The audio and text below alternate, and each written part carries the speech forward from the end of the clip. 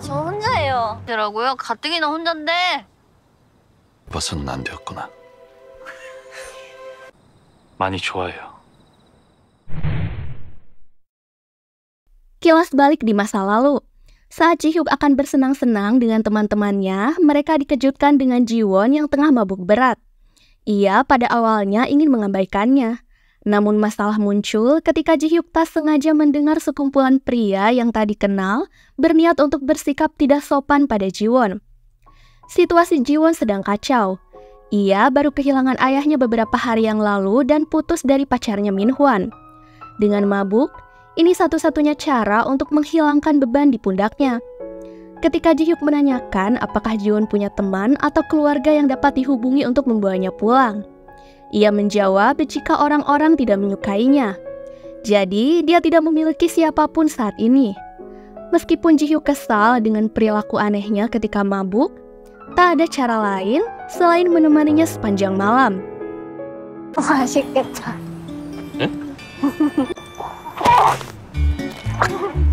아이고. 감사합니다. Ji-won bercerita jika sebenarnya ia punya satu teman baik. Tapi ia tak bisa menghubunginya ketika sedang mengalami kesulitan atau membutuhkannya. Dengan keadaan mabuknya, ia secara terbuka menceritakan masalah pribadinya kepada Ji-hyuk. Semenjak kehilangan kedua orang tuanya, hidupnya bagaikan berada di atas kapal. Bagaikan kaki yang ditanam dengan kuat. Tetapi kapal yang terus bergoyang merasa ia selalu cemas dan tidak lagi stabil.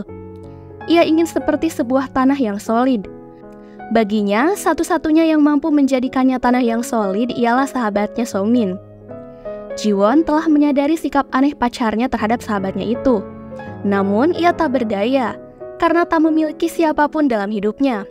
Ia berusaha percaya kepada sahabatnya tersebut. 언제부턴가 수민이만 보고 웃고 있다. 길게 만드는 상대라면 좀 멀어지지 그래요. Ji-hyuk mengalami hal yang sama. Jika ia ditinggalkan oleh ibunya, situasi semakin ia benci saat mendapatkan seorang ibu dan adik tiri. Lalu pembicaraan mereka semakin dalam dari hati ke hati dan semakin terbuka. Inilah awal keduanya saling dekat dan mengenal satu sama lain. 안에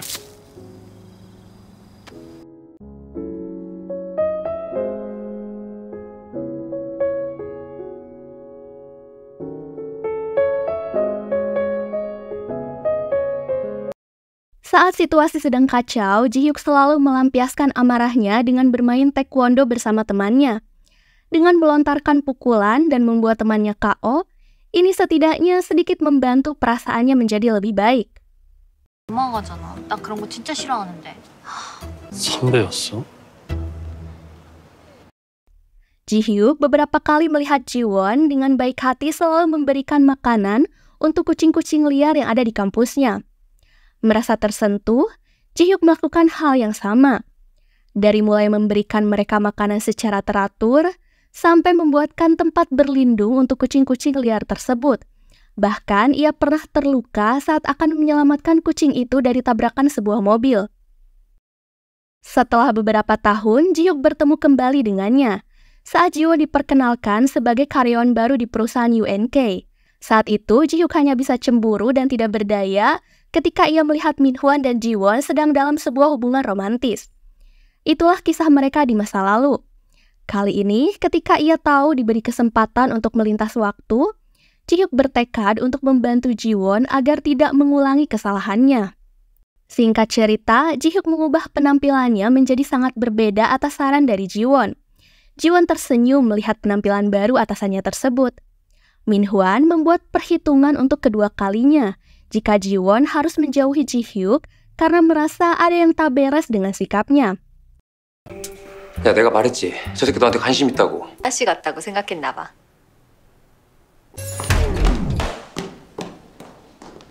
Atas penampilan barunya, banyak karyawan wanita yang sangat terpesona dan membicarakan ketampanan Ji-hyuk. 근데 우리만 너무 관심 없는 거 아니에요? 그냥 하라는 일은 안 하고 그냥 오순도순 모여있구만. 야, 다 들어가. 바깥에 문 열라! Ketika berada di lift, Ji-won mengingat jika So-min sedang menunggunya untuk membicarakan proposal bisnisnya. Untuk kesekian kalinya, Somin meminta Jiwon supaya dirinya bisa bergabung ke tim proyek yang akan digarapnya. Jiwon berusaha menghindar dan mengatakan jika ia akan mempertimbangkan terlebih dahulu.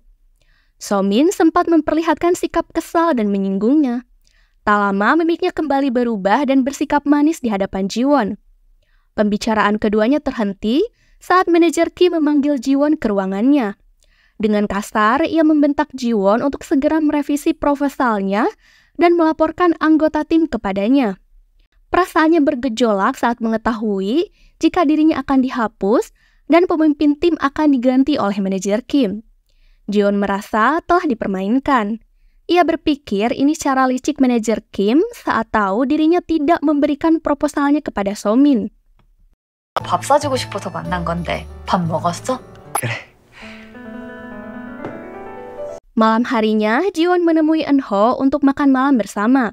Sementara Minhwan berniat menghabiskan malamnya bersama Jiwon. Tapi berkali-kali ia tak bisa menghubunginya. Saat menghubungi Somin, ia mendapatkan informasi jika Jiwon tengah keluar malam ini dan berdandan dengan cantik.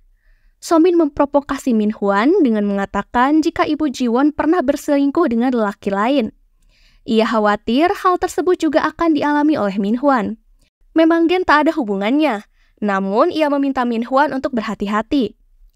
씨가 당연히 알고 있는 줄 알고. 예쁘게 하고 나갔다고요?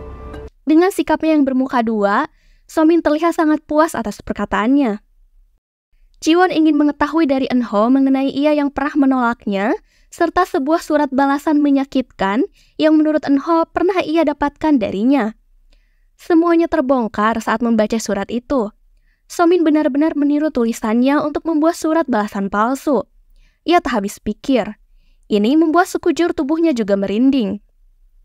Eunho patah hati kedua kalinya saat Jiwon mengatakan bahwa dirinya sudah memiliki kekasih saat ini. Sementara dari jauh, Jihyuk cemburu karena melihat Jiwon dan Eunho sedang bersama. 사인 거 아니에요. 누가 좋아하고 있다고 해도 돼요.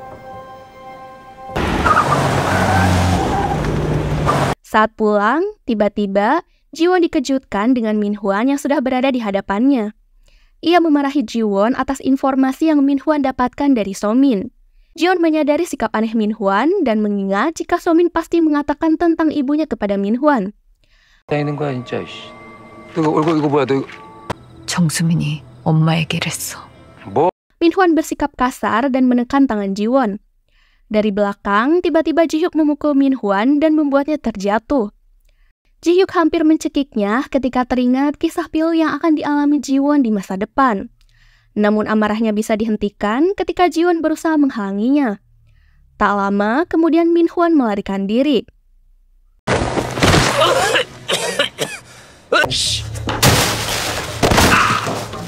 Jiwon kebingungan kenapa Jihyuk begitu mengkhawatirkannya. Jihyuk mengatakan jika ia takut Minhwan kemungkinan akan menyakitinya.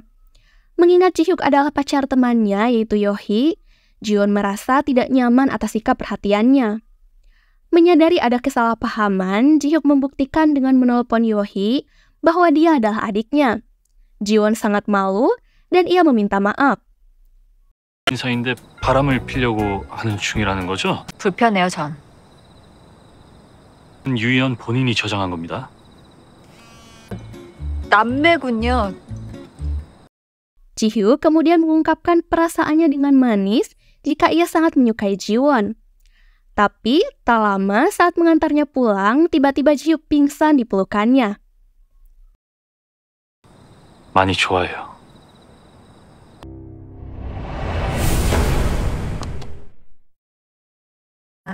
사실 아까부터 위가 좀 안 좋았는데. 부장님! 좋은 선택이라고 약속할 수 있어요. 유도는 기본적으로 밀당입니다. Somin melihat Minhwan yang sedang merenung. Ia membuat skenario. Agar terlihat cantik paripurna di depannya, ia tergesa men-touch up make up dan membuka kancing bagian dada supaya Minhwan tergoda. Ia berpura-pura turun dari taksi dan dengan perhatian menanyakan keadaan Minhwan. Jihyuk dibawa ke rumah sakit. Tak lama ia tersadar. Dokter memeriksa jika ia kurang tidur, makannya tidak teratur, kelelahan, dan banyak minum alkohol. Ini kemungkinan ia mengalami stres berat. Ia tiba-tiba pingsan akibat otaknya memutuskan untuk menekannya agar istirahat. Dokter menyarankan agar Ji-hyuk dites lebih lanjut untuk memeriksa sistem saraf ototnya yang bermasalah. Ketika dokter menanyakan apa perutnya juga bermasalah, Ji-hyuk teringat Ji-won yang mengeluhkan sakit di perutnya. Ia lalu meminta untuk Ji-won diperiksa terlebih dahulu. Tak apa-apa, aku baru melakukan CT scan. Itu hanya gastritis. Lalu keduanya disarankan oleh dokter untuk melakukan pemeriksaan. 그냥 CT를? Sementara So-min berhasil melakukan rencananya. Ia awalnya menolak Min-hwan ketika akan menciumnya dan berpura-pura menangis karena takut perbuatannya akan menyakiti Ji-won. Tak lama, ia memberikan kecupan manis kepada Min-hwan. 안 돼요, 오빠. Kembali ke Ji-won. Ia mengatakan telah memiliki pacar dan merasa canggung karena situasi hari ini. Ji-hyuk memberi saran agar menasihati pacarnya supaya lebih bijaksana dan hati-hati ketika memperlakukannya. Ji-hyuk memang menyukai Ji-won, tapi ia akan berusaha diam jika hal ini membuat Ji-won merasa kesulitan. Ji-won hanya perlu menjawab ya atau tidak. Ji-hyuk memberi waktu untuk Ji-won mempertimbangkannya. 나한테 오는 게 좋은 선택이라고 약속할 수 있어요. 생각은 좀 하고. 그럼 조심히 들어가세요. Pagi harinya, Eun-ho membawakan kopi secara langsung untuk Ji-won. Ji-hyuk tak sengaja melihat keduanya. Suasana hatinya berubah jelek pagi ini. 별로고 상태도 완전 별로. Ji-hyuk memperhatikan sikap Min-hwan yang bermood jelek saat melihat Ji-won. Ketika di balkon, keduanya berdebat. Min-hwan meminta untuk tidak mengganggu kehidupan pribadinya dan Ji-won. Ji-hyuk membalas dengan balik mengancam untuk menjaga sikap Min-hwan ketika di kantor. Tidak semua orang menjadi dewasa seiring usia. Wanita tidak bahagia jika memacari seorang bocah. Demi kebaikan Ji-won, Ji-hyuk meminta untuk putus darinya. Aku menyukainya dan jangan menyakitinya, tegas Ji-hyuk. Kemudian ia dengan puas mempelintirkan tangan Min-hwan. 뭐 쌍방인가?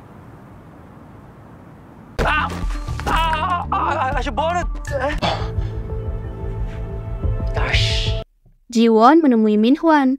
Ia dilema karena jika putus sekarang, ia khawatir tak bisa mengawasi perkembangan hubungan So-min dan Min-hwan. Tiba-tiba, Min-hwan meminta maaf atas kejadian pada malam itu.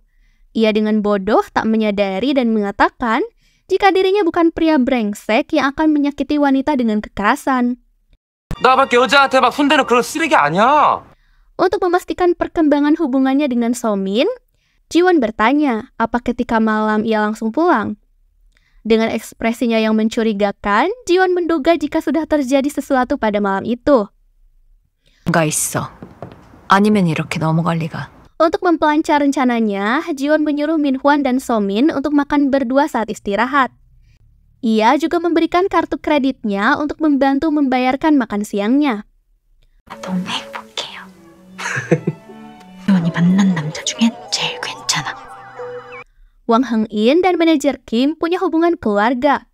Pak Kim berencana untuk meminta bantuan Pak Wang dalam proyek proposal makanan keluarga. Pak Kim punya rencana licik untuk menggunakan namanya agar mendapatkan pujian dan promosi. Sedangkan yang bekerja keras adalah Ji-won dan Ibu Yang. Manajer Kim meminta Ji-won untuk memperbaiki dan mengganti kemasan produknya. Namun Ji-won bertentangan dengan pendapatnya. Ia diusir dan diancam dikeluarkan dari tim begitu saja. 내 핵심은 난 이걸로 찾아온다고. 들고 온 애한테 일 잘하는 양주란이 붙여줘. 내려와 정수민 사원에게 인계해. 과장다는 게 너겠니? 강지원이겠니? Saat Pak Wang menyerahkan ide proposal itu kepada Ji-hyuk, ia menyadari tak ada nama Ji-won di anggota tim tersebut. 인사평가가 너무 박하더라. 확인해 보겠습니다.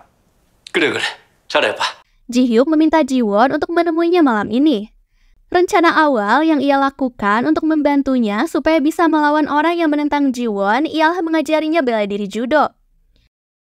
Awalnya Ji-won kesulitan, namun perlahan tapi pasti. Ji-hyuk terkadang sedikit mengalah, tapi Ji-won melakukan beberapa gerakan dengan sukses.